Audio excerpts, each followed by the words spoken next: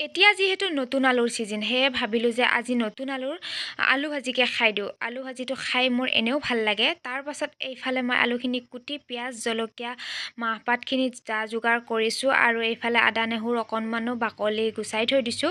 আনফালে জুই ধৰি মই কেৰাহী বহাই তেলখিনি বহাই দিছোঁ আৰু তেলখিনি গৰম হোৱালৈকে মই আদা নহৰুখিনি পিচি আনিলোঁ। আৰু এইফালে তেল গৰম হোৱাৰ লগে লগে মই দি দিলোঁ পিঁয়াজ আৰু কেৰাহীটো মানে খুব বেছিয়ে গৰম হৈছিল আৰু আমাৰ বেছিভাগ মানে জুইতে ব্যৱহাৰ হয়। আগৰ ভিডিঅ'বিলাকত দেখা পাইছে বাৰু, আমাৰ প্ৰায় জুইত মানে আঞ্জা ভাতবিলাক বনোৱা হয়। আৰু এইফালে পিচি থোৱা আদা নহৰুখিনিও দি দিলোঁ আৰু হালধি, নিমখ আৰু অকণমান জিৰা গুড়িও দি দিছোঁ। তাৰপিছত অকণমান সময় এনেকৈ লৰাই ঢাকনিখন দি দিলোঁ। তাৰ পাছতে আকৌ ভাজি হোৱাৰ পিছতে এয়া মই পানী দি দিলোঁ অকণমান বেছিকৈ, যিহেতু নতুন আলু পটকৈ সিজি যায়। তাৰ পাছতে এয়া মই আলুখিনিত পানী দিয়ে এইফালে কাটিব গ'লোঁ কলপাত, আৰু কলপাতত খাই মজাই বেলেগ নহয়নে? প্ৰত্যেকটো বস্তুৱে কলপাতত খাই খুব ভাল লাগে। এইফালে মোৰ আলু ভাজি ৰেডি।